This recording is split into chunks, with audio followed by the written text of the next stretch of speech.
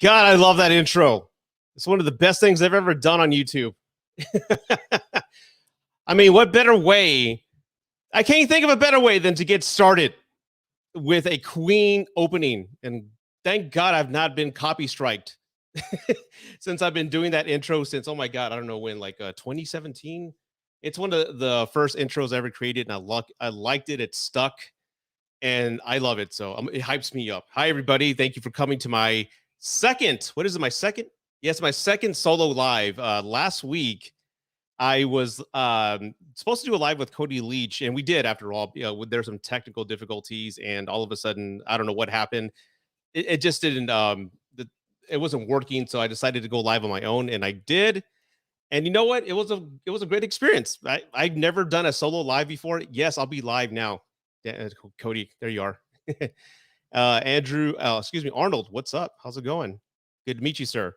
Yeah, so like I said, I did the solo live and I liked it. I'm like, you know what? Let me do it again. Let me do this every week and just talk whatever. It could be a Q&A. We can talk about movies, whatever like. I do have some topics we can talk about. But initially, when I started last week, I know, and I owe it all to this guy right here. See this guy, everybody? Cody, the mother effing leech right there, that dude. I owe a lot to him. The guy's been pretty gracious. What was it? A couple of months back, almost a year ago, I think. He had asked me if I wanted to do a collab with the Resident Evil, and I'm like, sure. I love Resident Evil. That's my thing. Let's go ahead and do that.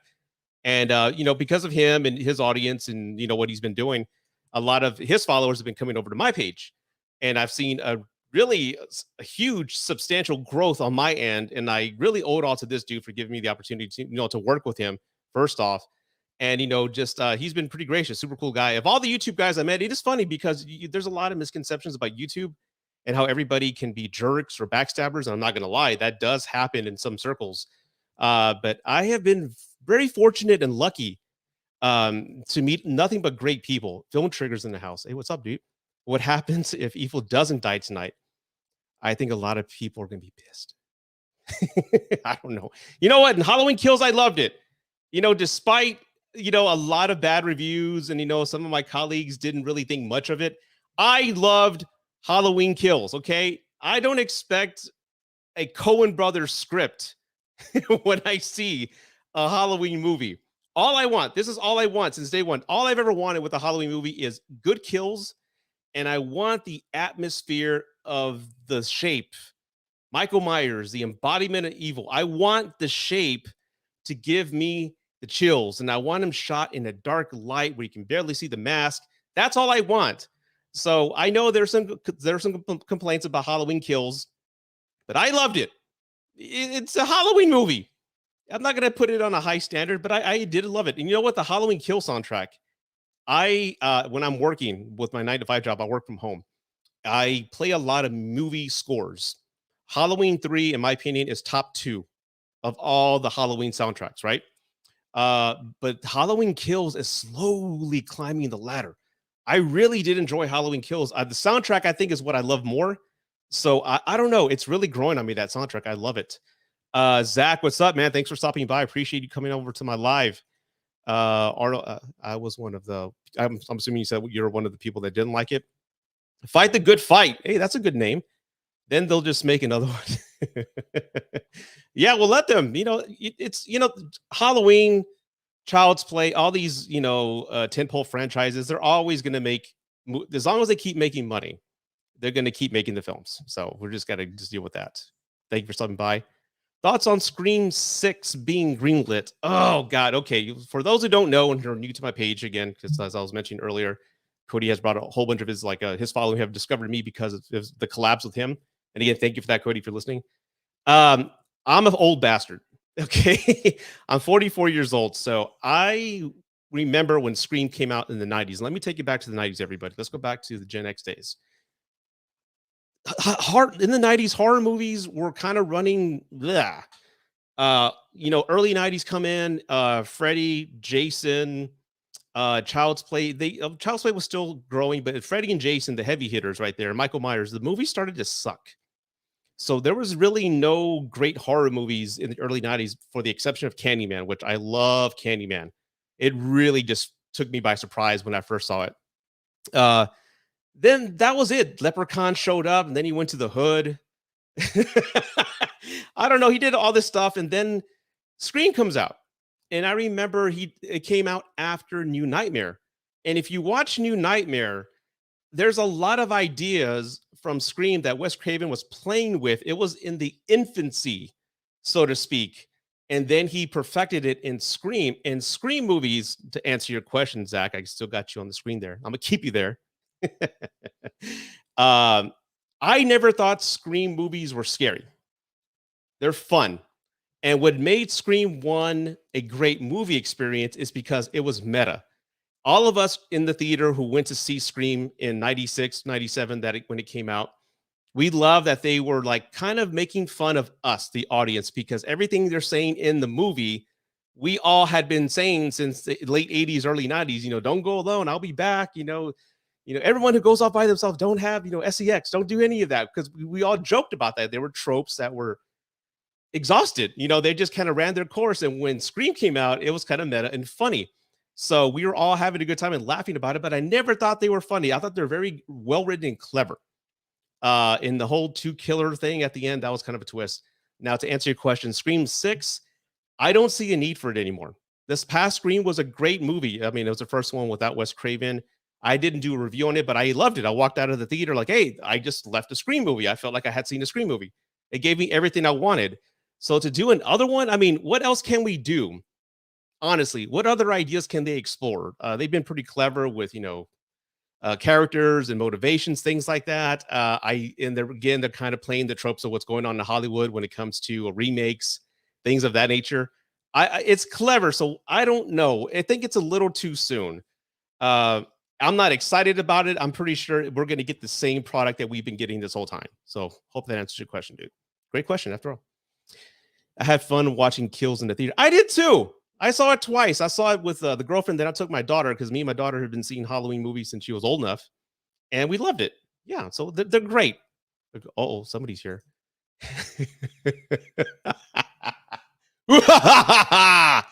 Yes, I did. Oh, yes, I did. That's funny. Hey, Cody, thanks for stopping by. Zach, I'm personally on the fence about it. I don't see anywhere else where they could go story wise or in the meta level either. I don't see anything meta they can. Yeah, you see, I think the well has run dry. I mean, I'm excited about it. If everybody who was involved with this latest Scream is comes back, I mean, what is the next thing they can blow? They can kind of throw with us. I really did like how they killed what's his name, Officer Dewey, Duffy, whatever the hell his name is. I forgot his name. David, not David Koresh. That's somebody else. David LaRoquette. No, you know what I'm talking about. I like how his character was really the only character that really made any sense to come back and be involved in the story. Otherwise, Courtney Cox and Sydney really had no reason to come into town, because it was just, how do we get him into town? I don't know. Just write him in. It made no sense. So I don't know. Maybe it takes place outside of that fictitious town. I don't know. I just can't think of any ideas. That's not my job. Film Trigger, Halloween Kills was an okay movie. Still excited for. Yes, it was an okay movie. It wasn't a masterpiece. It wasn't a 10 out of 10. I walked in. It was a Halloween movie. That's it. Then I was happy with the product. Okay, there you go, Cody. Glad I can make you laugh, man. Meme City, what's up, man? Thank you so much for stopping by. I remember you from last week. I mean, look at that face right there, dude. That's like a memorable face. Yay! I can't say that I'm trying to get this monetized, all right? Steve over here trying. Yeah, so the new Scream movie, I'm okay with. I'm really, for those, again, thank you for everybody for joining me and the live and all. I'm kind of done with nostalgia. I'm kind of done with the remakes. I'm kind of done with the old ideas. That's why I wasn't excited with Boba Fett, with Luke and everything showing up. I'm like, okay, we've seen this before. It's the same thing. That's why I really wasn't excited when I saw the Texas Chainsaw Massacre trailer that came out early on Monday. I'm watching this and I'm like, my brain's like, ooh, it's getting all these triggers. Like, this is amazing. But then the common sense kicks in. I'm like, you've seen this before in 2018 with Jamie Lee Curtis. It's the same thing. They're just bringing characters back from the old movies, and for whatever reason, they're motivated to kill the killer, and it's like we've seen this before. So when it comes to remakes, reboots with these franchises that we've seen over and over again since really the 80s, maybe Ghostbusters, Scream, all the Star Wars movies and everything, and I'm bored with it already. I'm completely bored. I want something new. I want something that's not gonna pull on my nostalgic strings just to get me in the theater. I love Spider-Man, the movie that just came out, Spider-Man No Way Home, dude. It was fun. It wasn't well written. I mean, it was kind of silly if you ask me, but I enjoyed seeing, of course, all three Spider-Man on the screen. I'm like, oh, this is a good time. I'm having a blast with this. But other than the nostalgia, it's kind of like, am I gonna buy this movie? Like, I don't think I am. I saw it once. I'm just Hollywood knows the market. They know they give us what they want with the fan service. They give us the same product, reboot it. I love Batman movies, but I'm kind of sick of that too. But I am going to go see the Robert Pattinson movie because it looks like Seven. It looks like David Fincher was directing that, and we haven't had a David Fincher Batman yet. So I'm like, okay, I'm cool with that. Here's my money, take it. I'm down with that. But outside of that, all these other reboots and all these other franchises, man, I'm done with it. I want original horror, like Hereditary. That came out of nowhere and scared the hell out of me. Hereditary hasn't made my list yet with the top 10 movies that Cody and I have been doing, but it will soon. I love that movie. I love Ari Aster or Roger Eggers. I love those movies. I love The Witch. I like movies like that, and even the Candyman movie, even though it's like a sequel to the original franchise, I enjoyed it. But again, enough of the old ideas. I want something new. That's just me. Uh, the TCM needs to stop. I don't know what that is, man. The movie channel. I'm not good with abbreviations, man. Liam, what's up, man? Thanks for stopping by. Let's see. It's Film Trigger. You're not gonna get muted, man. We go way back. You're my man. Why do you love film? Oh God, well, just like everybody, man. That's a great question, Daniel. You can give me like all nostalgic here for a second. Haha. I love film because it just transports us to another area. I love the feeling when I can relate to somebody on screen. They can be a different nationality, they can be a different sex. It doesn't matter. But if I can connect to them at an emotional level and I'm vested in what happens to them, it's storytelling. I love that. And I just love the creativity. And if you have a crew of people all united with the same idea and the passion for the story, the product they can make, like The Thing. I did one of my best videos on my channel. You can check it out. It's almost got 100,000 views. I did it like 4 years ago about The Thing and how everyone in the crew was just like it was, John Carpenter described it as a brotherhood on set.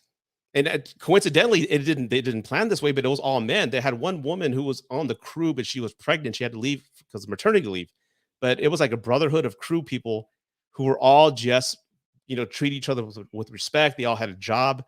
John Carpenter mentioned he went on, when he went on set to get ready to roll, every actor was in their place and had their lines memorized. And he's like, oh shit, this is the first time I've ever experienced this, where everybody was good to go and motivated. And that's what motivates me. I have made some short films on my channel. I've made a Silent Hill tribute film. You got to check that out. So I love when people can come together in the creative space and make something magical like that. That's why I love film, and that's why I love storytelling, man. So I hope that answers your question. Um, are you skeptical about Halloween Ends jumping forward? Yeah, yeah. When I heard the concept, I wanted it all to stay in one night. That's what I wanted. And I've seen the extended ending where not Jodie Foster. What's her face? Jamie Lee Curtis calls her daughter, and she hears the shape on the phone, and the shape drops the phone, and then Jamie's walking out with a knife, and then the camera zooms in. I'm like, oh, that's a good bookend to the original. Like, why didn't we keep that? I don't know, but I don't. Yeah, I'm kind of hesitant about that. I mean, where's Michael Myers been for 4 years? Where's he been? I don't know. He's been like in the basement, or has he been in the woods? Or God, I don't even want to bring up Halloween 2 with Rob Zombie's film where he's in a shed hunting elk. I don't know. I don't know. Oh God. Oh, the Texas Chainsaw Massacre needs to stop. Meme City. Thank you so much. Thank you guys. Fight the Good Fight says, how about your nostalgia for Friday the 13th? It's been a while. Should they leave it alone? Yes, they should. I mean, I've seen a couple of fan films. There's this one really well-made fan film. I can't think of the name of it, but I know all of y'all know what I'm talking about because you guys like horror. It's a fan-made film with this guy's like hiking on, making some sort of like YouTube video, and he meets Jason. I love the way that was made. That was badass. I really did enjoy that. I think if they just have a new team come in with a new concept that's loyal to the old films, but takes some creative, liberties and makes a new experience, I'm down for that. I truly am. We need another Friday the 13th movie now and no more Texas Chainsaw Massacre movies. How about a new horror movie? How about with a brand new villain? Freddy, we can always rely on Freddy, Chucky, Candyman, the Leprechaun. We can rely on all those people. I mean, how about a new horror film with a new villain? How about that? I mean, the last correct me if I'm wrong, and I know I got the right people in the chat to correct me, but what was the last original horror villain or horror killer in movies right now? The last original one that took, not Sinister, not the Babadook. I can't think of it. I can't. My mind's Jeepers Creepers, maybe. I just, oh, that movie. I'm sorry, Cody. I didn't like that movie. How about Tusk? No, not Tusk. Your documentary on the thing is super interesting and a blast to watch. Thank you. It's like it all happened by accident. I just kind of made it, and I kind of try to mimic that with my other videos, but that one really took off because there's like a renowned love and high regard for that movie. It's one of my favorite horror films of all time. Oh, here we go. Who would win in a fight, Leatherface or Ash from the Evil Dead? Ash, man, come on, he's a king, baby. He's a man. Come on. He's just I love Ash, man. I introduced my girlfriend to the Evil Dead films last year or the year before. And the one thing, she had never seen the film. So we're watching part two. And part two, I saw first time I ever saw part two, I saw it in high school back in the early 90s. I had never seen it before. And I was under the influence of some herb. That's all I'm going to say, back in the 90s. And I'm watching Evil Dead 2, and I had never laughed so hard in my entire life watching Evil Dead 2. It's hilarious. It's scary. I love the way it's shot. It's more or less the remake of part one, but it was just funny. And I remember just not laughing. That I've never laughed that hard during a horror movie in my entire life. But this was back in the early 90s, 91, 92. But that was a good time. But who would win? I'm going with Ash because Leatherface is old. He's got a limp now, and so is Ash. But that's just my opinion. I did some short films too.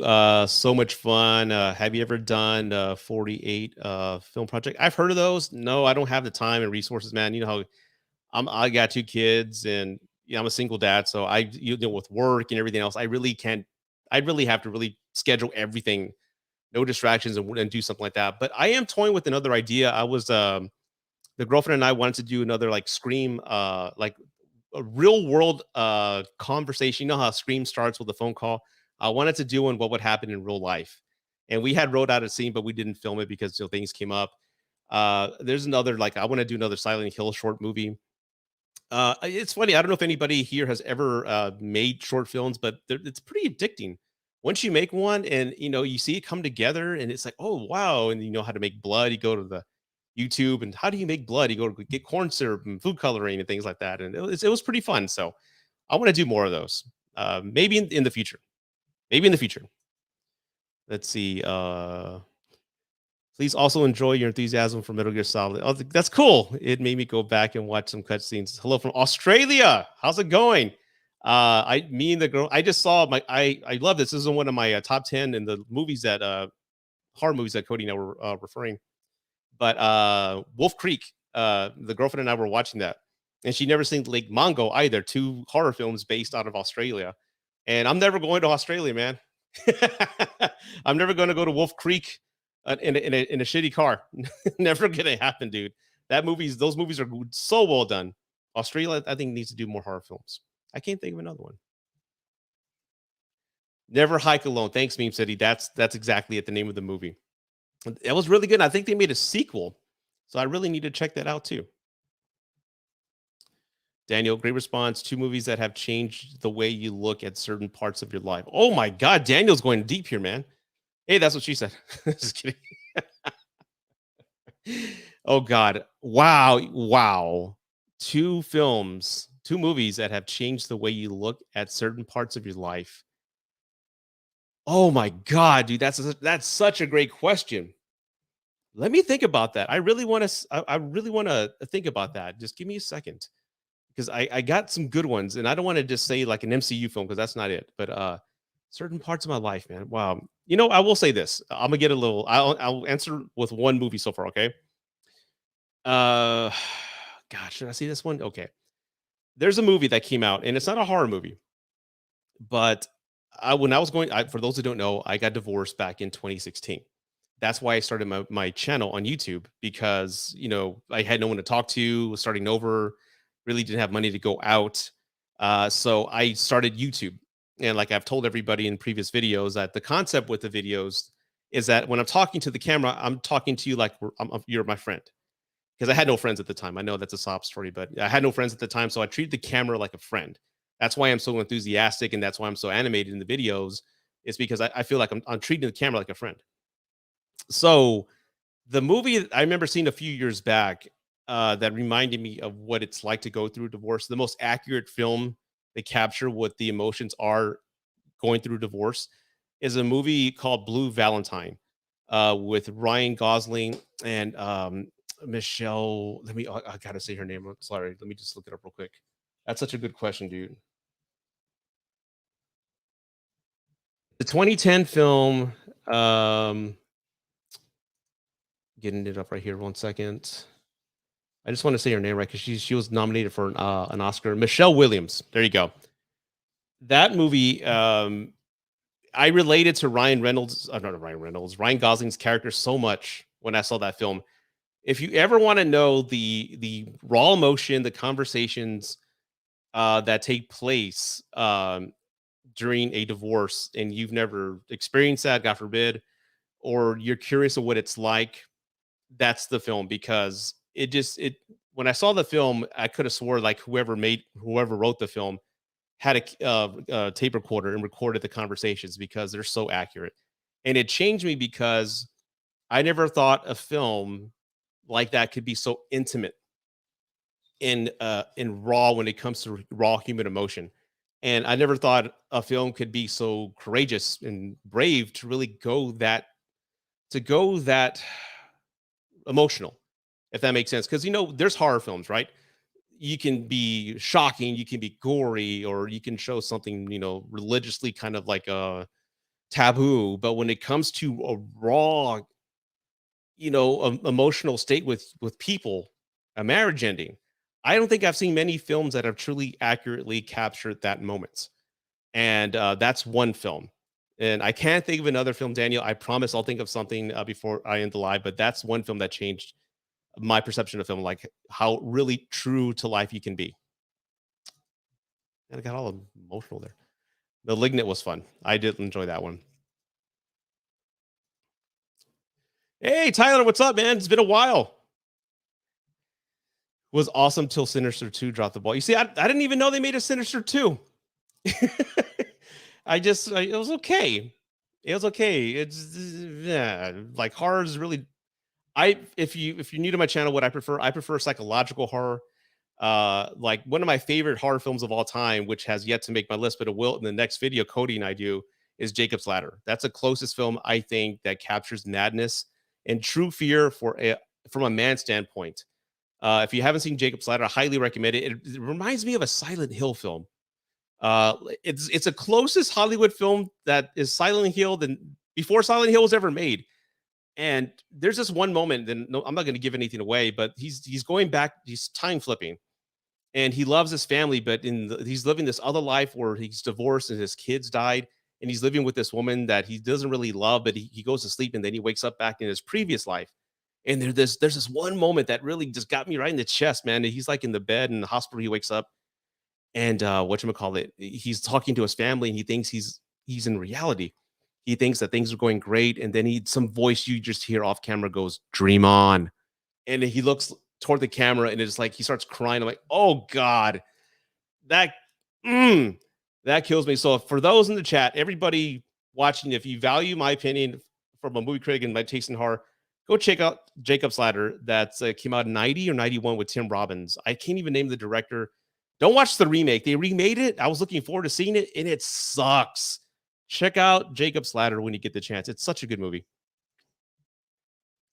Let's see, Zach, here we go. There's nothing to be excited about the new Chainsaw films. It's ignoring all the other sequels following the original. So it's retconning the other films that retcon of the original remake retcon. I'm lost. The Texas Chainsaw Massacre and I think the Terminator are the true franchise that have truly just fucked themselves. They're done. Just leave them alone. Just leave them alone for 10 years. Don't touch them. I'm not going to spend a dime to go see the Terminator movies. Just forget it. No one cares. Enough's enough. But maybe Netflix will do something. I don't know. They have a somewhat decent track record, right? Yeah, I don't know. Boomstick. Exactly. He can shoot. He can just shoot him from 10 feet away. Boom, there he goes. Yeah, I'll try to get to all the chats here, man. Everybody here. They're even bringing back the chick who survived the original. Yes, and wanted revenge on Leatherface, which pisses me off because they're just blatantly copying. Yeah, that's what I thought. I mean, the color grading is even the same in the shots. It's the same thing, and I'm like, it's not. I'm not interested. It's nothing original. And again, maybe they had the idea before Halloween 2018 and they just executed it faster. I don't know, but it's the same thing. And I'm done with all the reboots and soft reboots. I'm done with it. I want originality. I want something new. I truthfully do. Yeah, totally agree. Beam City. Let's see. Got a lot. Thank you for everybody for joining. I really appreciate that. Never Hike in the Snow. Is that the sequel? Yeah, I think it is. That's a good one. That's a really good one. Arnold W. Even the size of our spiders in Australia. Yeah, I mean, if you have any Australian films other than Lake Mongo and Wolf Creek, I think they made some sequels. Put them in the chat. I'll check them out. I'm all down for that. As someone who can resonate with the themes of trauma and fear that Halloween 2018 and Kills tackle, I'm actually kind of insulted. Yeah, I am too. I am too. And let's see here. I got Rudy. Enjoy your day. Thank you. Thank you so much. Blue Valentine was so good. Michelle Williams was also in Manchester by the Sea. I have not seen that one. Have you? I'm finally catching up to the chats. I've seen it, and I couldn't, dude. I couldn't watch. I couldn't watch it. It was so bad, and especially the masterpiece that the original Jacob's Ladder was. The fact that they just ruined it, like, oh, come on, they just did a disservice to the whole thing. Yeah, it does hurt my mind too. I mean, I think I just have a brain fart if I try to logically piece everything out. It doesn't make sense whatsoever. I'm sure Terminator Dark Fate isn't its fault, but the fact that I keep trying to continue after 2 with a beautiful. Yeah, and I mean, I would have loved to have James Cameron continue with the films, but he's been making Avatar for the past 25, 30 years. So, and apparently the sequels are coming out soon. I can't wait to see them. I can't wait to see them. Have you seen Goodnight Mommy? Is that an Australian film? Yeah, I have. That's the one. I don't want to give it away at the end. Yeah, I saw it. It was a really good, felt like an experimental film in a sense. Like, the kids being, what they did to the mom. I've seen that film. That's a really good. I liked it. I wouldn't say I wouldn't say I would watch it again. It was a good sit through. I did enjoy it. Movies and train studios. Hey, what's going on? Hey, before I get to the comments, real quick, I just want to touch on Texas Chainsaw Massacre. One of my best videos ever that hardly got any views. So if you want to check it out, go ahead. Is the Texas Chainsaw Massacre retrospective? And for those who don't know, I'm in Texas. I'm in the heart, deep south of Texas. I'm in San Antonio, where it's 8 hours either way to get out of the state. I'm like dead center. And growing up, and I mentioned this with some videos I've done with Cody. Growing up, there was no internet. The only Google we had was our dad and older cousins. So we heard through just the playground. Have you heard about what happened near Austin, or it was near Houston? Did you hear what happened? 20 years ago, some teenagers got killed with a chainsaw, and it happened. It really happened. So if you ever travel north or in the middle of nowhere, be careful. There's this family of killers that kills people with the chainsaw. And of course, I'm a kid, and you can either confirm information like that. God, nowadays you can just Google it. Oh, you don't know what you're talking about, man. That never happened. But back then, all we had was hearsay. And I would go tell my dad, like, "Hey, Dad, did that really happen?" What's my dad goes, "Yeah, about in the 70s or something like that. Something happened near Dallas or something. Some kids got killed by a chainsaw, but it really happened. It really happened." And then as soon as my dad said that, I'm like, my mind just like exploded. And asked my cousins and everybody, did somebody really get killed in Texas with a chainsaw? Yeah, it really happened. Everybody, everybody, everybody thought it happened. Okay. So everybody thought it happened. It was real. And I'm 7 years old. And I'm like, okay, somewhere there's a crazy killer out there with a chainsaw in Texas. And it's near my backyard. And every time I had some families who had ranches right in the middle of nowhere. And every Sunday, my parents would go on a Sunday drive. And every time we'd go out there, I had this fear that we were going to get killed by a family because we're going to run out of gas or the car broke down because we're poor, and something was going to break down. We're going to be stuck in the middle of nowhere and someone was going to kill us. So I had that fear till 1989. So from 1980, the entire 80s decade, I had a fear of dying whenever we visited family in the middle of nowhere. I am not lying. It's the truth, man. And I didn't know it was fake until I saw the part two. Part two came out, and there's like some news stories about the making of it, and then we saw, and there was a fictitious stories of what the news person said. Oh, it never did happen. So that was a big relief off my chest. But I lived in fear for 10 years because of that damn movie. And first time I saw Texas Chainsaw Massacre, I was 7, 8 years old because we would go to the VHS store. And of course, you're looking. I love 80s. I'm so if I'm nostalgic about anything, I love going to the video store because I used to love looking at the artwork, the VHS shelves and things like that. And I remember seeing there's Leatherface and the girl in the background on the hook and Texas Chainsaw Massacre based on real events and all this other stuff. So we rented it. Me and my cousins rented it. And in the course of the beginning of the film, you have John Little-Roquette from Night Court, Dan Fielding, he's over here narrating this really happened the evening where teenagers, befell, tragic events. So he's re-emphasizing that it happened in real life. And that's what kind of tied to the urban legend. My cousins, everybody who saw Texas Chainsaw Massacre, they saw it in the drive-ins in the 70s. And the word of mouth spread in Texas. And that's how everybody knew or thought it was a real life event. So when we all found out it was fake, it was like oh, thank God it's not going to happen. So thought I'd share that with you from a Texan who grew up in the deep heart of the South of Texas. So yeah, we thought it was real. There you go. So I've have a close connection to part one. Part one, I was traumatized. I didn't want to sleep alone for a few months. I think I slept on the floor in my parents' room because I was scared of hearing a chainsaw. It was very graphic. I remember the meat hook scene, of course, messed me up for years, man.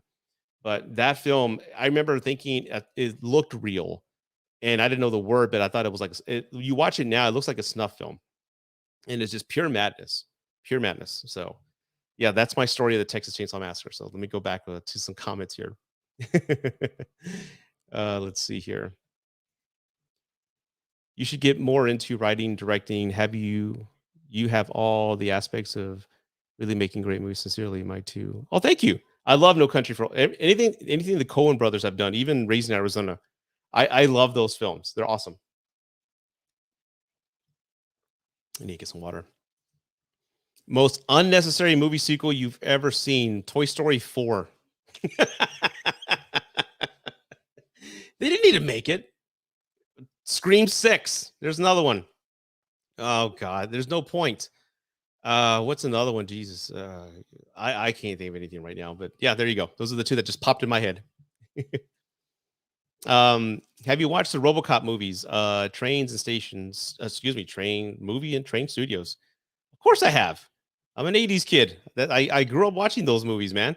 I actually saw RoboCop with at the movie theater with my parents. We had a dollar theater here, so we would go to wait till the dollar theater would come out.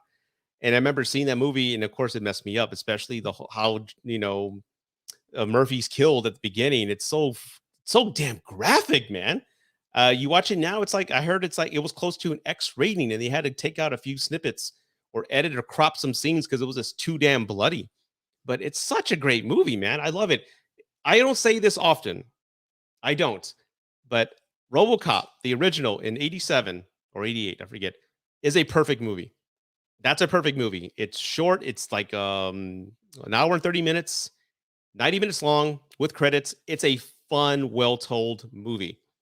I love it. I absolutely love it. And I think it's got of all the death scenes, think about all the movies we've seen where somebody's dying and has like a they die, right? It's first person perspective where you see somebody die and they come back to life in the hospital. I think Paul Verhoeven directed the absolute best way a person can die because when they're wheeling Murphy into the emergency room and how it's shot and edited and everything, he's just flatlining. And the last thing they say when you die, the last thing that goes is your hearing, is what they say. And the fact that you hear off camera and the mics and the audio is going down, call it time of death to something, and then it goes black for a few seconds and psh, psh. That's perfect. That is a beautiful, beautiful storyboarded transition from death to life. It's perfect. So RoboCop, perfect. And of course, like I work for Dick Jones. Bitches leave. I can quote all night, man. I didn't like this. I Part two was fun. I like part two. The remake was a pile of shit. Check out the Babadook. Oh, that's another. Yeah, I've seen that. I really did like that. That was a great. I think I saw it on Netflix like 4 years ago. That's a really good one. They don't even film the Texas in Texas anymore. The last two were filmed in what? You're kidding. Really? I mean, I take your word for it, man. That's silly. I wouldn't surprise me whatsoever. Another thing that scared me, I grew up watching Tales from the Crypt and Tales from the Dark Side. You remember that show? Tales from the Dark Side had the scariest intro. Doo, doo, doo. You remember the intro? And it had the fields, and every time my parents would drive in the middle of nowhere on Sundays, I'd see those same fields, and I would think about the intro to Tales from the Dark Side, and it would scare me. So yeah, man, it's crazy. I don't know. And you know what's funny? Now that I kind of somebody had mentioned writing and stuff like that, books. I was at a bookstore looking for something with my girlfriend, and I told her, and we both just like, yeah, right. I told her, of all the scary experience, the most scary experiences I've ever had, either in a haunted house, like on Halloween, or in a movie theater, or alone in my house watching a movie. I've never had a scary experience equal to reading a scary book in a room by myself. There's been times I remember when I was younger, I was reading the Amityville horror movie in the book, and there were times I was reading that book and I got so scared I had to put it away. That's all I did as a kid is I check out scary ghost story books. Even that movie they did with Camila de Toro that came out, scary stories that tell in the dark. I would read nothing but scary stories as a kid, and I remember being more scared with my imagination and just reading the descriptions of what I saw on the page and what my brain painted in my head. That's the most terrifying experience I've ever had when it comes to like art, if that makes sense. You grew up in Texas. Hey, I didn't know that. What area? I've been born and raised in San Antonio. I did live in Albuquerque, New Mexico for a year actually with my sister back in 1996. That's when Mission Impossible came out. That's I remember I lived up there for 1 year, the Sandia Mountains. It's beautiful. The weather, like, hey, there's no humidity. in, in Albuquerque, it's just 75 and beautiful all the time. Yeah, but Texas is awesome. It's I call it home. I can relate. After watching the Blair Witch, I totally thought it was real. How it was filmed? Yeah, and like I mentioned this in one of the first videos I did with Cody. It was my number 5. I went home in a cold sweat, panicking because I thought it actually did happen. Because at the time, this is 1999. Some people had cell phones, some people had internet. Not every house had the internet.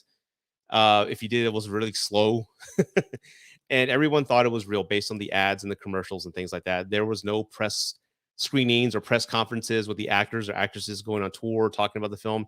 So I went into theater in 1999 with Blair Witch thinking it was absolutely real. And I was terrified. I couldn't sleep because again, what when horror movies don't show you everything and just has your imagination kind of do the rest and paint the pictures of the monsters, that is what really terrifies me. That's what gets me. I've been to the park. They film most of the Blair Witch Project since I live. Oh no, no, no worries. Massachusetts? You're from Massachusetts, right? Or something like that. I don't know where they filmed it. To be honest, I don't know where. Can you fly, Bobby? I'm gonna go watch RoboCop tonight, man. I'll buy that for $1. Oh my god, that movie's so quotable. I love that damn movie. Bitches leave. I don't, man. I'm not a big sports guy. San Antonio, all we have is the Spurs, and of course, I was a big Spurs fan throughout their dynasty. When Duncan, Manu, and Tony were here, I haven't been. I'm not into sports at all. Like I'll watch a Super Bowl. I'll watch a playoff game. Like last week. Last weekend, I was watching all the playoff games. Those are awesome. I can't believe the Bengals. Anyway, that's another story. That's insane.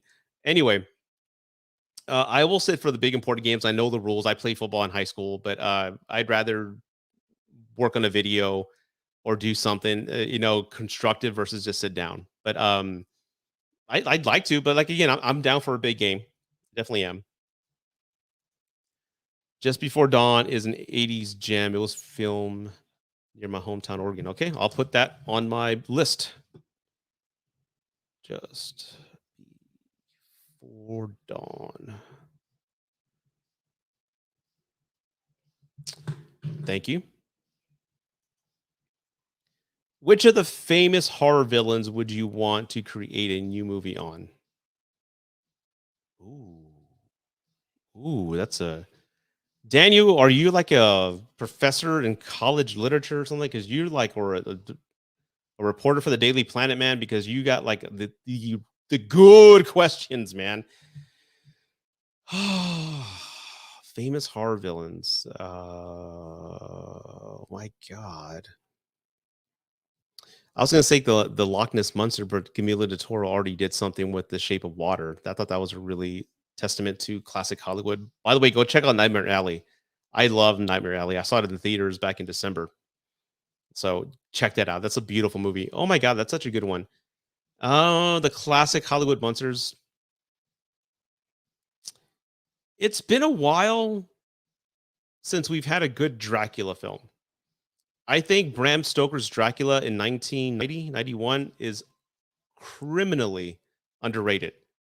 Francis Ford Coppola directed it. Watch it. Other than Keanu's horrible accent in that damn movie, it Gary Oldman. It's the production design, the writing, the special effects. You have to check it out. It's one of those films that are just like in that Goldilocks era, right before CGI, and it had just classic Hollywood filmmaking. I would like to see a new Dracula film, but a good one. With Mario Puzo as a writer or something like that. It's a well-written Dracula film. I want to check that out. And just kind of wash out that Twilight BS that's kind of been in our minds for so long. One day I'm going to try the Fright Night Stare in the club. It does, man. It does. It does. For those who don't know, let me see if I can find it over here. 1 second. Go back over here. Comments. If you want, I'm also on TikTok. I have a pretty big following on TikTok. And it's a totally different type of material. I give dating tips. I talk about if you're planning on going to divorce, co-parenting, how to build up a successful dating profile. I know what you're thinking. Rudy, what's going on with this? It's funny because I started out doing this in 2016. I've been doing movie reviews for the longest time. And then I try to translate that to TikTok by putting clips of my reviews, and they never really took off. People like a couple hundred views here and there, but a lot of people were talking about dating. And when I went into the dating world, I went into the dating world at 39 years old, and I was dating women, 22, to 35 to 40, right? And I had a great dating career. And I'm like, well, try this out, try these tips out, do this instead. And all of a sudden it blew up. My profile blew up. I think I'm 175,000 followers on TikTok. It's relationship advice, parental advice, self-love, self-discovery therapy, a lot of if you're in depression, I give a lot of tips. So follow me there if you'd like to get a different side of Rudy. Okay, that's like more like it's me. I'm just not talking about movies. So if you want dating tips or things like that, follow me on there. But to your answer your question, it does work, man. Confidence works, and I'm talking authentic confidence. I'm not talking. There's a difference between being cocky and being confident and assured of yourself. And I don't want to get too on rant here because it's not my platform here. But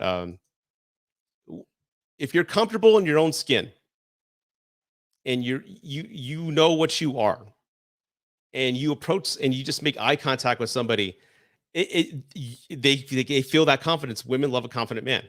I'm being serious, and it does work. It's worked for me in the past. It's just a stare and a smile, not like a Jack, like a Jack Torrance staring like that. It has to be like a charismatic smile, and it's a natural thing, but it does work. It does work. And I remember watching Fright Night with my girlfriend, and when that scene came on, and she goes, "Oh my god, I met a guy one time in Austin years ago, and that's the way he looked at me." And I go, "Did it work?" And she's like, "Yeah." I'm like, "Well, there you go. It works, dude. It just confidence goes a long way." Again, don't be cocky. Be confident of yourself and comfortable in your own skin. Because if you're not comfortable in your own skin, women know that and just forget it. It's over, dude. It's over. They can tell when you're not authentic. So I know I kind of went on a different rant there, but believe me, it does work. It's funny.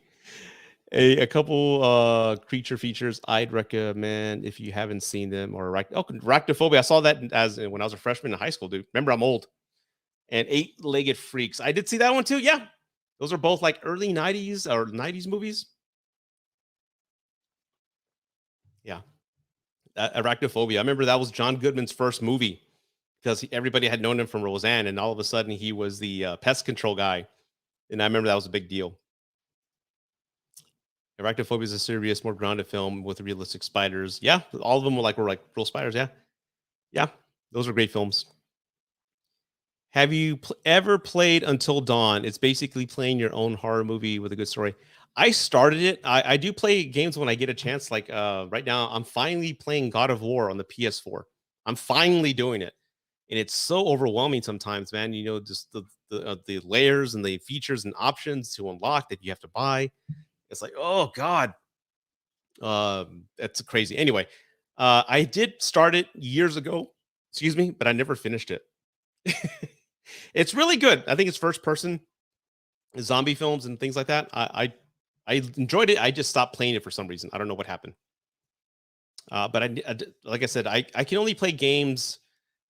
I can only maybe play 4 games, maybe 3 games a year. And the only time I make time out of my schedule is Last of Us or Resident Evil or Silent Hills or Metal Gear Solid. Those are the only games I will actually make time for and go by. Those are the ones I've been playing. And Silent Hills, God, I hope we get it. Oh, that's another pain thing, another story. Nick Cage is doing a Dracula movie called Renfield. Is he really? Nick Cage, yeah. If you haven't seen Vampire's Kiss, Nick Cage in that film.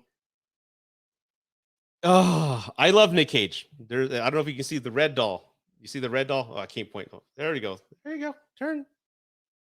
Red. There you see red from Mandy. Mandy's one of my favorite sci-fi artistic horror films. That's my red doll. Oh god, I love Nick Cage, but man, if you haven't seen Vampire's Kiss, you have to check it out. It's just put it in and just let Nick Cage do his thing and just enjoy it.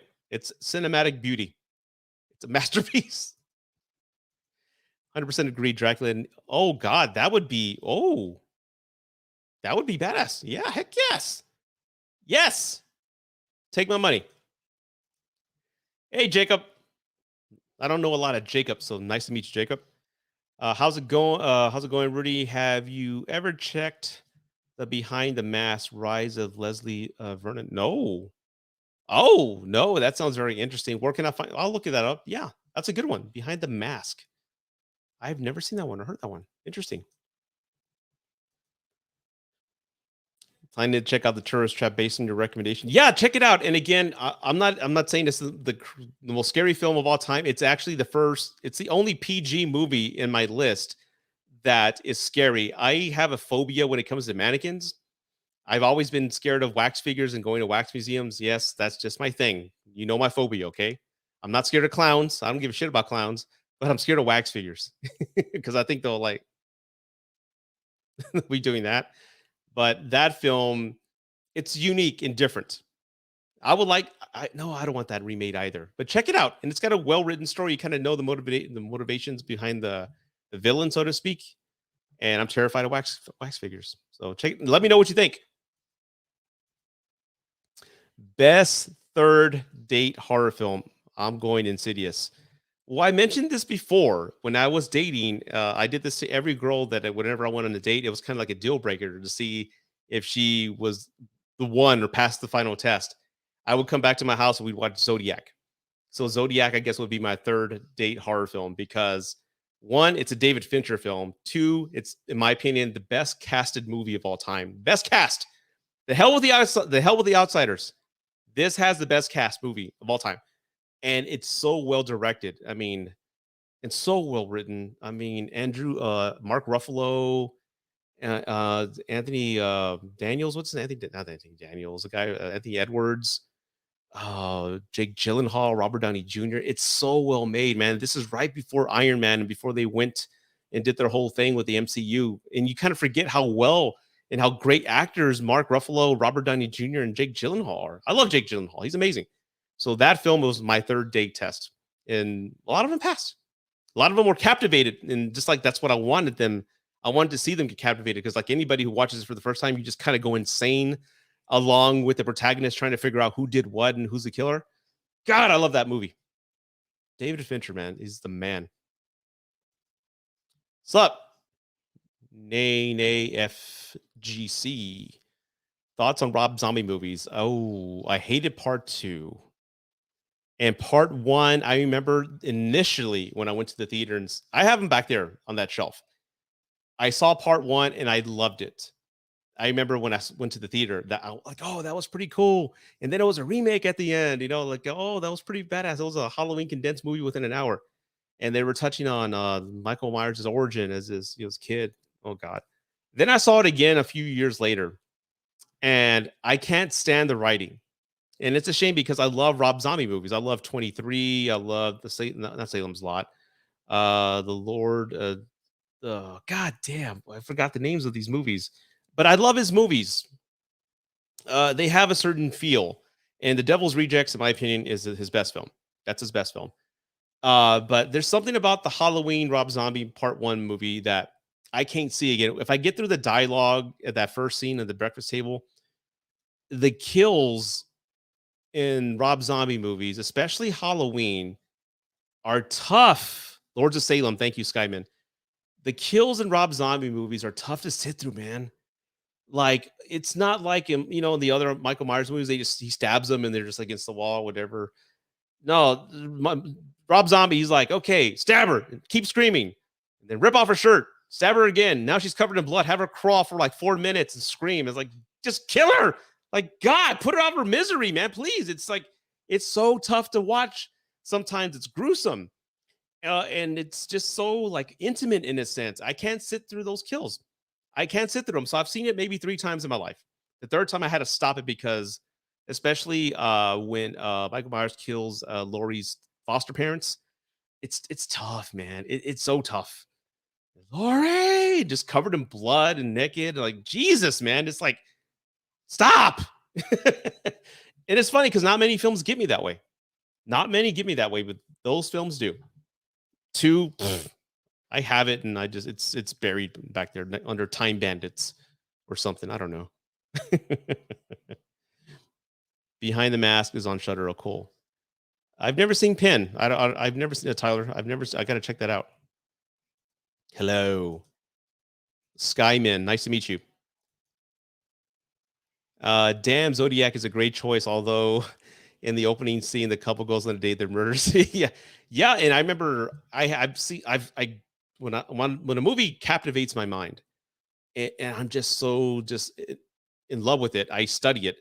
And I actually read that David Fincher and the production crew actually got the police reports and actually to the letter replicated each crime scene and how they found him, the time of day, everything, man. And there's something creepy about that second couple that's just picnicking in that lake. And that girl's like, hey, somebody's coming. And you just see him walking up.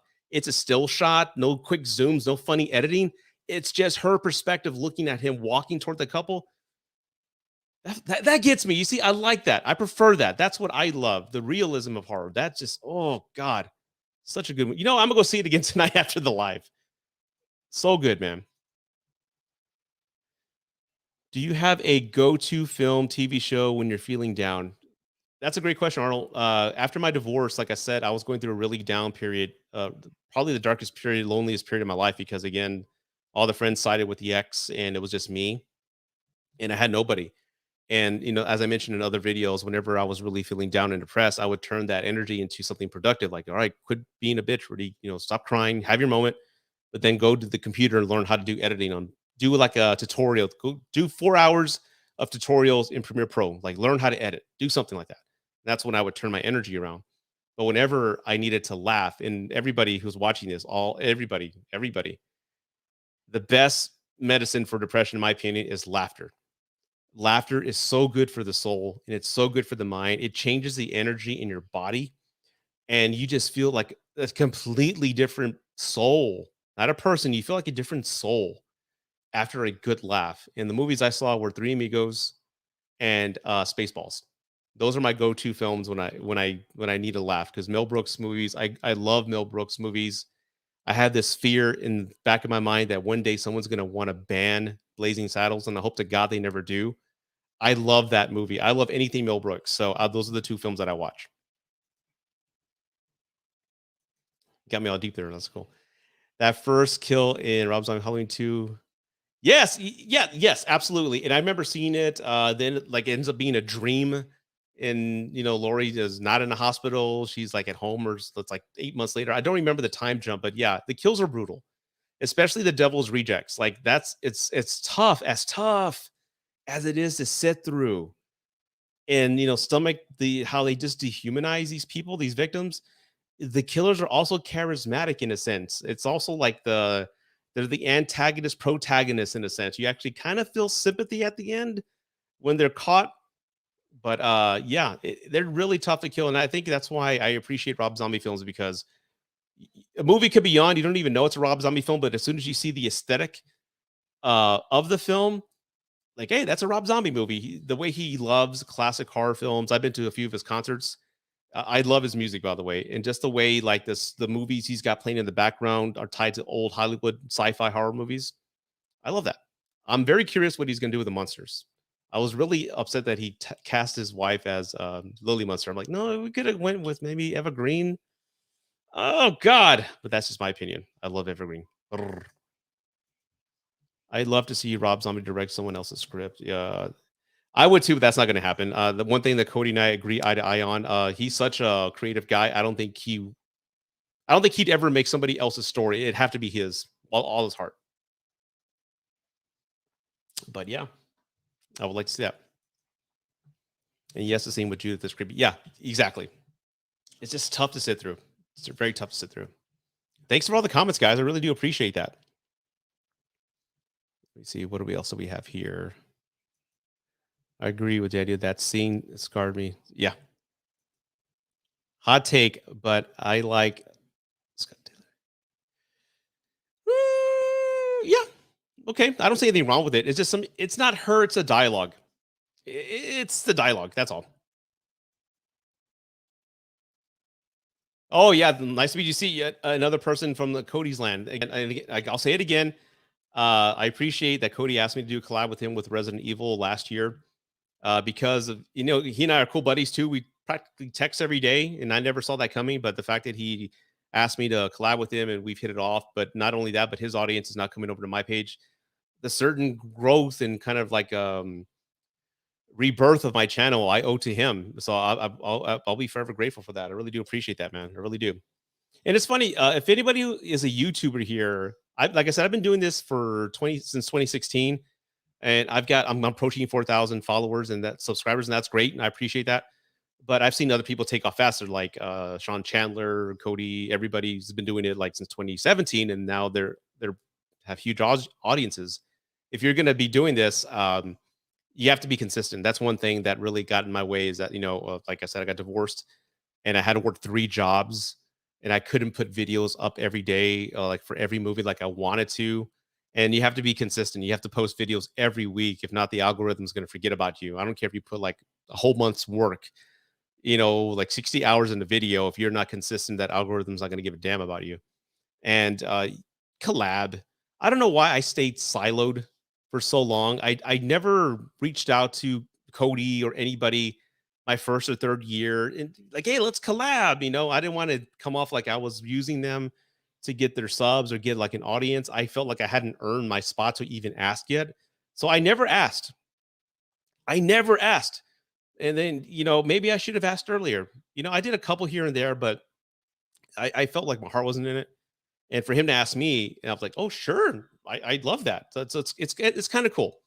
And like I mentioned earlier in the chat, is like when you meet other YouTubers, it's amazing the community of just people wanting to help you, and everyone's a solid dude, woman. Everyone's super cool and respectful.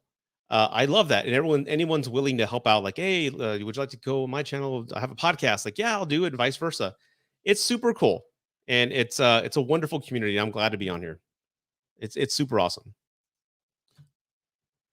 Yeah, he's too huge, man. He's like Undertaker or Kane huge. Just insane. And catching up to the comments.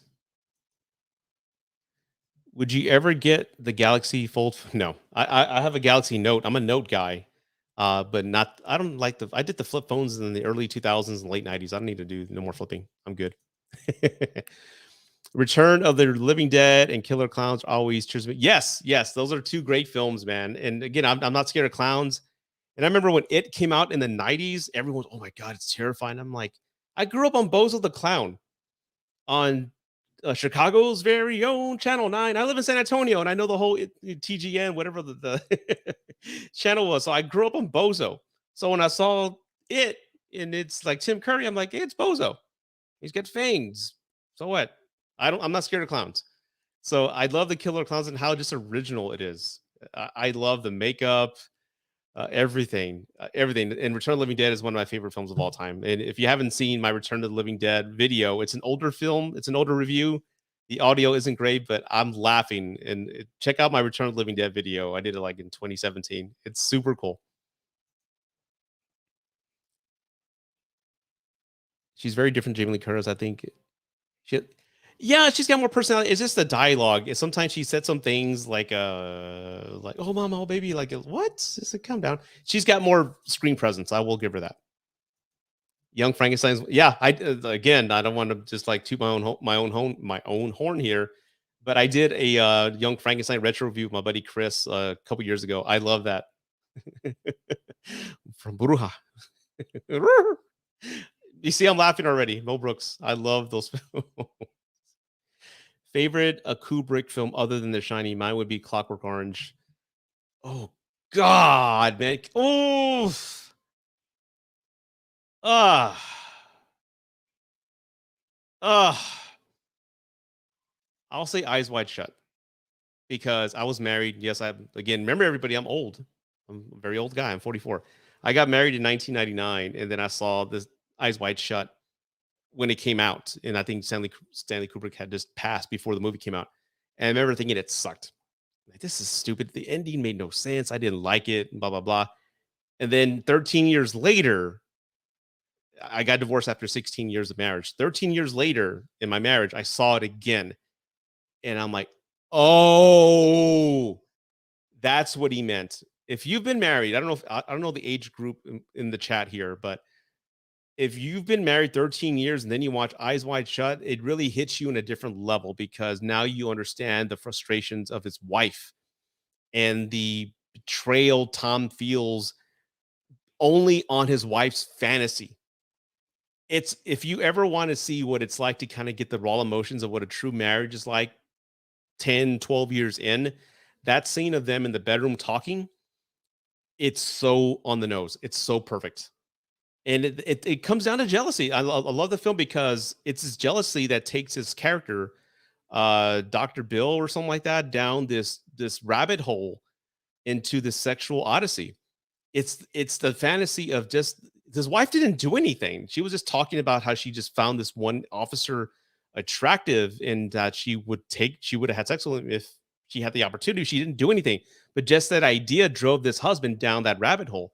And that's actually how some men think, and that's how I thought a long time ago. So that film connected with me as a married man at the time on a whole level. Uh, Second, I say Full Metal Jacket because it's Full Metal Jacket, and that's another classic film that I can quote, like, but I'm not going to do it right now. So good questions, everybody. I'll be live for another 25 minutes or so, so I'll wrap up in a little bit. But this is pretty cool. I'm gonna again for those who are new, thank you so much for being here. I'm gonna do lives every Thursday. I'll have some topics sometimes. I'm gonna have some other YouTubers, Cody and a few others have asked me if they want to join along. This is gonna be a regular thing. I really don't have a lot of time to actually produce a video. I have a couple planned, but I don't want to say them aloud because they may not fall through. But I usually do one video a month, but I want to do lives. I'm also on TikTok, as I mentioned. You can follow me there for different type of material.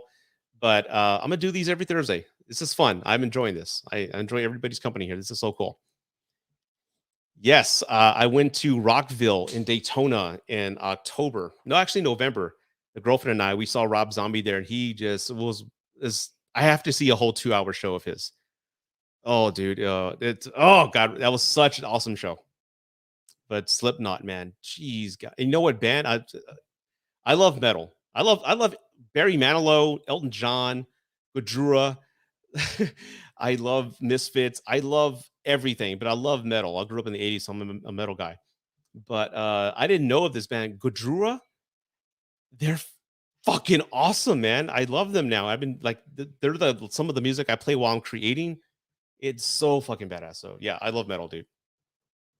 But Rob Zombie has it's not just a concert, it's a show. That's the best way I can describe a Rob Zombie show. Concert.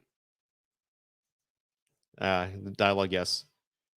Yeah, that boy good. He good. Yeah, he definitely is. Do you have any collabs with Cody? Do you have any collabs with Cody and anybody else in the future? They're a lifesaver when you're working. Yeah, Cody and I are gonna continue to do that horror movie list. I told him let's do one a month. And I told him I just did a collab with him on his new video game channel, excuse me, Cody Leach Game Chamber. Check it out. I really had a good time with that. I love talking video games as well. But yeah, I'm gonna do one a month with him. There's an other YouTuber that I reached out to who's a big MCU fan. I love DC. So we're gonna do like a Marvel versus DC collab. So I just want to be respectful with other creators because I know their production and what they got on their plate. So yeah, I usually plan like a month out, but Cody and I are going to try to do one a month. Got that, Cody? Yeah, it is. Yeah. And I barely started making, I mean, I wouldn't call it money, but I barely started making anything 5 years in. So for those who are fortunate enough to actually do it and actually make it a living off it, more power to them. But you can easily burn out. You can easily burn out on this. And then if you got two teenagers and who are in high school playing sports and you're trying to do this, I had my body broke down on me like 4 years ago. Like I couldn't do it no more. I was so tired. I lost both my best friend and older brother to addiction. Listening, yeah, you'd be surprised. Like sometimes I did videos, and people would message me like through email and say, somebody just passed, and your video got me through it. I'm like, what? Like you didn't even leave a comment or liked it. And no one watches that video. But you'd be surprised. I mean, again, to anybody out there who is aspiring to be a YouTuber or a content creator, you'd be surprised um, how many videos out there people watch. Like I did a TikTok video that uh, was at 3 million. It's at 3 million now. Most of my videos are like the good ones are in the millions. But I did a video about the worst day of my life and how I look back. Someone took a picture of me and I'm just all depressed and how somebody took like I look back at that day and I knew it was the worst day of my life, but it was the start of my new life. and everything led to a better place. Because if I didn't get divorced, I wouldn't have gotten on YouTube. And if I didn't get on YouTube, I wouldn't have got a better paying job at my job. Because one of my directors saw my Indiana Jones video, which is crap, but that got me a better position. And then that got me a new career. And then that got me to another employer doing content creation for them. So the darkest moment in your life is it can be terrible. It can be heartbreaking, but it's also, a road to something different. And if you just accept that and move on, you can hurt. There's nothing wrong with hurting and feeling that pain, but knowing that every day you have to move forward, it's a wonderful thing. And I owe everything, my life as wonderful as it is now, to that dark moment in YouTube. So it's a blessing, man. So you never know who's watching. And going back to that TikTok video, somebody messaged me and said I was about to end my life. I was in a very dark moment. My wife left me. I can't see my kids. I have no money. I'm sleeping in my car. I was about to end my life, and I saw your video, and it gave me hope. I want you to know that you gave me hope, and you don't think about things like that, especially on a TikTok video. I say TikTok, and I bet all of you are thinking about kids dancing or something. I did too, and I just told the story, but I never thought that story would actually connect to somebody and help them in a dark moment like that. And I had never got that type of feedback ever. I actually cried. It hit me hard knowing that my story helped somebody. So yeah, you never know who's watching. So just speak with all your heart. Be truthful, be yourself, be authentic, and I think everybody will be okay. I went a little deep there, but that's what that tone you just saw. That's me and my other page. I would love to do a type of podcast and talk movies with you. Yeah, sure, dude. I mean, if you have a podcast, start to do it. I do have a podcast as well, as I mentioned before. If you want to check that out, it's called the Gen X podcast. There it is right there. Gen X to get it. Me and my buddy Eric, we're two divorced guys. We're in our 40s and we talk about dating, going through divorce. We talk about marriage. It's actually in the top 50% of podcasts right now. We've only been up 6 months and we have over 5,000 downloads and we average like over 80 downloads per episode and it's growing like crazy. So if you want to hear like a dark, not a, I don't want to say like a rated R version really, but it's more me and my buddy just talking about, how do you know your spouse is cheating? How to get through a divorce? Listen to that podcast, man. And we talk movies too. We talk about the 90s and things like that. So check that out if you like. It's doing really well. I'd love to hear from you. But podcast, man, I definitely love that. I definitely want to do a movie podcast like you had mentioned, but I don't want to overextend myself, dude. I truthfully don't. I'm doing so much already, and I got a good balance. But yeah, just let me know. Message me. Let me know. I'll be down. Same here. Yeah, sincerely sorry if I didn't say that earlier. Sorry for your loss. Daniel, the professor. That's your nickname now, dude. Rob Zombie's Halloween's took away what made Michael Myers scary. Yep. His simplicity, he simply is a raging bull. Yeah, I think the less I know about Michael Myers, the better. I don't want to know too much about his origins or what makes him, or Sam Hain or Song Hain, whatever how you pronounce it. The less I know, the better. Don't tell me too much. Let's see. Doing Bram Stoker's Dracula review for Valentine's Day this year. It is such a great movie. It's such a good movie. And Gary Oldman, man, he's such an I'm so glad he finally got an Oscar because Gary Oldman is like one of those actors who he is a different person in every film he's in. I mean, go watch True Romance and he's a pimp, and then go watch the Professional.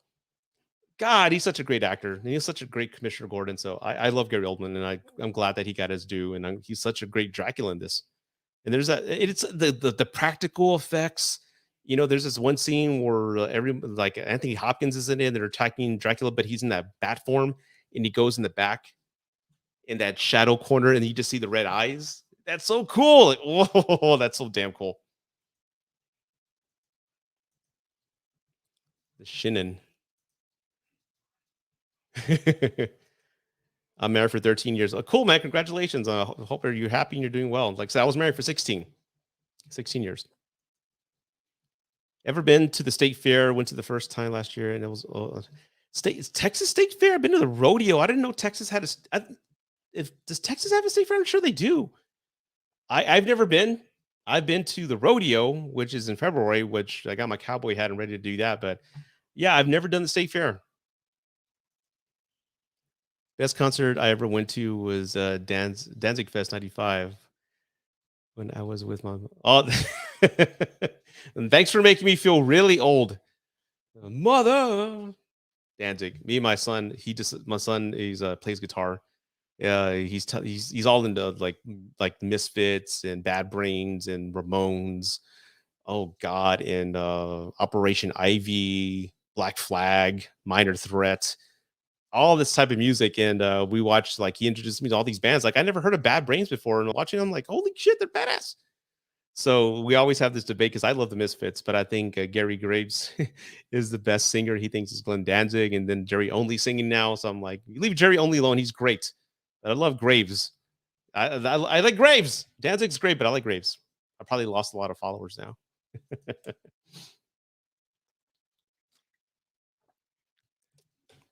Ever see Bad Taste or Dead or Alive? I have not. I heard they're very gory. I definitely need to check that out. She saw Corn Marilyn Manson before they were famous. Wow. Really? My girlfriend loves Marilyn Manson. She knows all of his songs by heart. I lost my brother. I'm so sorry, Jacob, for your loss, man. Oh God. Sorry. I lost my brother in September, and the YouTube community really helped out. Yeah, and it's like it's something you don't expect. And when you do have that community that helps you, and like we've all had a dark moment in our lives, right? You never forget the friends. There's the friends that say, "Let me know if you need anything. I'll be there for you." And then there are the other friends that say, "Hey, I'm picking you up Saturday, and I'm taking you out of the house. So get dressed, be there, be ready at 1." Those are the friends you want. Those are the good ones. And for the YouTube community, of course, they live all over the world, and for them to like reach out and help you out, that's pretty awesome. So I'm glad you had that comfort in that dark time, man. I really do.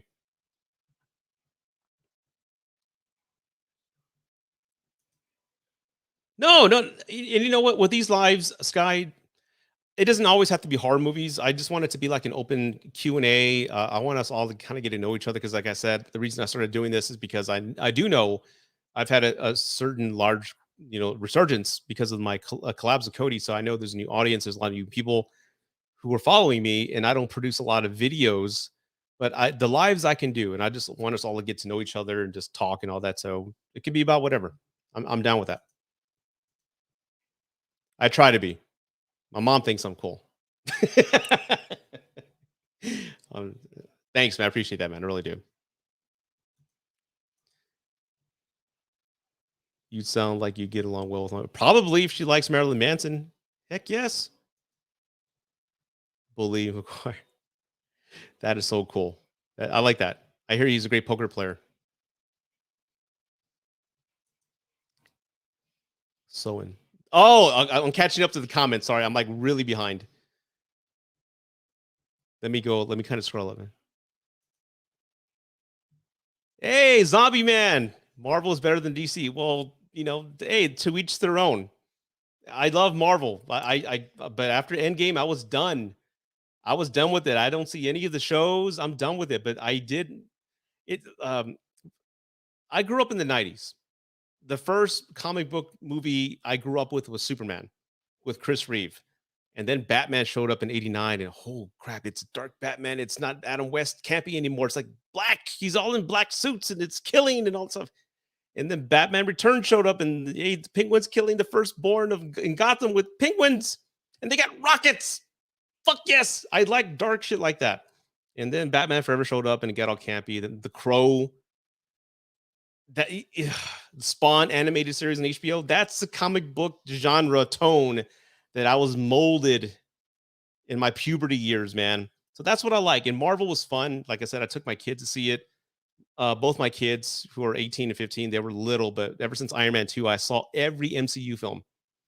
But after Endgame, I was done. They were just there's a formula, and I just saw the formula. I was done with it. But I like dark stuff. That's why I'm looking forward to the Batman movie. So, but teach their own. They're great, man. They're great, just not for me. I love you too.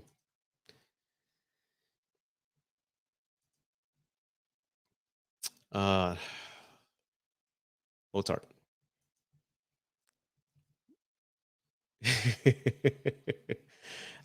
No, your Aunt May bought it for me. So yeah, she's pretty hot. Not the old Aunt May, the Marissa Tomei one. I loved her in The Wrestler, dude. She was great. Your kid has good taste. That's what my mom raised me on. Yeah, Bad Brains is bad. Yeah, and I didn't know they were black. It was like I heard we go to this record store in San Antonio. Like there's two old school historic record stores in San Antonio. There's Flipside Records and there's Hog Wild Records, which is actually in a panel and that Alex Ross drew in one of the Marvel comics, by the way, because he knew the owner. Anyway, they have LPs, they have all these underground records and CDs, and then he found the tape of Bad Brains, and we're playing it in the car. I'm like, they're fucking awesome. Then last night we're in my bedroom, and he puts on the Bad Brains live at CBGB 1983. I'm like, holy shit, check them out! Like I didn't know they were black. And then they bust out a Jamaican song, and like they're fucking awesome. I love it.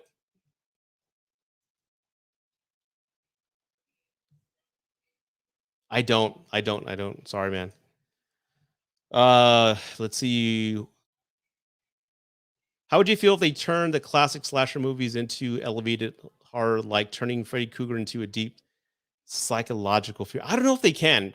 Freddy is too charismatic and he's got too much jokes and character to be kind of housed in a psychological horror. I get what you're saying, but I think when psychological horror, I think it's the actual protagonist that manifests their enemy, their worst fear, like in Silent Hill 2, right? It's James who manifested Pyramid Head. So I don't think it could be.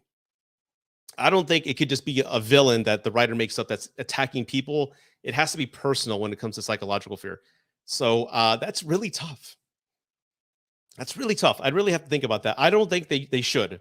If they did, it'd have to be a great writer to come up with something incredibly clever. Like Freddy is welcome to prime time, bitch. You know, that's Freddy. You know, he ain't gonna be hiding in the shadows. He's gonna be cutting off his fingers like, hey, check it out. Look at my fingers. Freddy's Freddy. Okay, let's see here. Just looking at the comments here. Gotta head out, Rudy. Great Q&A. Yeah. Yes. Yeah, we gotta get together again, dude. Let me know. I'll be totally down. Batman effing returns, Nick. Hell yes. Hey, love from San Francisco. Hey, Francisca? That's such a beautiful name. I've never met a Francisca. And I love the icon, the cat. It's not even facing the camera. That's pretty cool. Sadly, filled Aunt May for me. Hey, to each their own, baby. Whatever floats your boat. He's in your dreams and he becomes your worst nightmare. But yeah, I guess. But he's just too funny. I think. I don't know. That's just my. That's just my 2 cents. How much for a one-bedroom apartment in San Antonio? Depending on the area you live in. After I sold my house in the divorce, I got a two-bedroom, and I was paying 1,300 a month. No, 1,200 a month, and each year it went up $100. Right now, but if you want like a bougie area where everybody is, spending money and everything like that, that's going to be maybe a one bedroom is going to be maybe 16 to 1,800, maybe 2,000 soon. It's funny. I don't know if those of you know, but of course maybe you do know Joe Rogan. Ever since Joe Rogan moved to Texas in Austin has completely transformed. Austin is totally different now. So many people from California are moving, buying houses left and right. The market is exploding. It's impossible to buy a house now. In Texas, before he moved here, you can find a beautiful home in San Antonio for about 150,000 minimum. Like I'm talking 4 bedroom, and up. But in Austin was about maybe 250,000. But ever since he moved and people are just flocking down here, prices are skyrocketing. And I get calls 3 times a week from people wanting to buy my house cash. And the values almost, I don't want to say doubled, but it's increased $100,000 since I bought it in 2019, which is a great thing for me, but taxes are going up. So like my payments going up every year, like, holy shit, like taxes are going up, but it's becoming more of a common thing now. Like in San Antonio, some of the bougie areas in the north side, where people are seeing like Kanye West and Dave Chappelle and all these other comedians just walking around shopping because they're hanging out with Joe Rogan and then just driving down to San Antonio.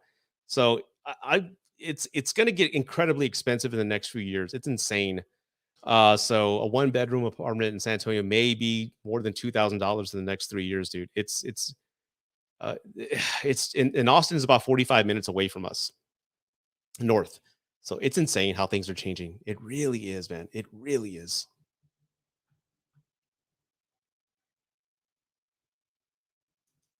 God damn, I live hey, you say there as long as you can't save money and then start a business. Top 5 bands all time: AC/DC, Chili Peppers, Pearl Jam, Rolling Stones, Linkin Park. That's a good one. I mean, I can't complain about that. Oh my god, mine. Well, definitely you too. I love you too. That's my number one group of all time. I've seen them 4 or 5 times in concert. Uh, I'd have to say bands. Oh my god, not solo artists. Bands. I'd say Misfits for me. Oh, what else? Oh God, I'd have to say Metallica. And in the 80s, they were Metallica. It was Metallica, yeah. Justice for All is one of my favorite albums of all time, man. Oh God, Ramones because they're so damn fun. I could come up with one more. Oh God, I'd probably have to say Guns N' Roses. I'll say that. Yeah, they were. Keep in mind that's my adolescent years. Guns N' Roses. I mean, no one was bigger than Guns N' Roses in the early '90s up until they all kind of went to hell. I don't like their new stuff though. Good lord, you can get a luxury flat in St. Louis for 2K. I'm pretty sure you can. It's all about location, like they say, right? It's all about that. What sparked your fear in wax figures? You know what? That's a good question. I don't know. I don't know. I think you know what I think it was? It was the movie Tourist Trap because I saw it as a very young kid and I just got scared of how they could move and scream and make noises. And there was like all these, since I live in San Antonio, the Alamos here, right? And every time we go on these field trips to these museums, they had all these wax figures like, oh, hi, I'm Davy Crockett. I defended the Alamo back in 18. And it was all animatronic and it scared me. And then we went to Showbiz Pizza, not Chuck E. Cheese, Showbiz Pizza, and those animatronic puppets it scared me. I don't know why. And there's this cheesy 80s movie that came out called Waxwork. It's okay, but that movie scared me as well because they would kill people, the wax figures would come to life. And I remember my sister took me to a wax museum in downtown, and I couldn't make it through. I started crying. I go, no, no, it's gonna come and get me, take me alive. It's gonna kill me. I don't know because some of the wax figures can look incredibly lifelike, but it was really Tourist Trap and just some horror movies that I saw that really got me. I remember that riots. I remember Axl Rose just screwing everything up, man. God damn Axl Rose. I remember that. Yeah, it made MTV News with Kirk Loder, the Coneheads. How you be afraid of the Coneheads? They did nothing. They did nothing at all. That's insane. Well, like I said, everybody, I really do appreciate this. I'm gonna do lives every Thursday for about an hour and a half, 2 hours at 7 p.m. Central Standard Time. I'm gonna have some topics next time. Like I said, some guests that whenever they come by, I'm definitely gonna keep things spontaneous and fun. If you want to hear my podcast, again, it's a Gen X podcast. You can hear it on any platform device. I'm actually found out that you can post podcasts on Facebook now. So I got to figure that out. Then take a look at that if you want to hear me talk about, more adult content. And you can follow me on TikTok. Like I said, the content's a little different. We're more real life advice, dating advice, things of that nature. I look forward to seeing you on there as well. But everybody, I appreciate everybody's time. Thank you so much. This is my second live, and I love that everybody's here and stayed throughout the entire time. It means a lot to me. So from the bottom of my heart, thank you so much, everybody. Have a wonderful night. Bye bye.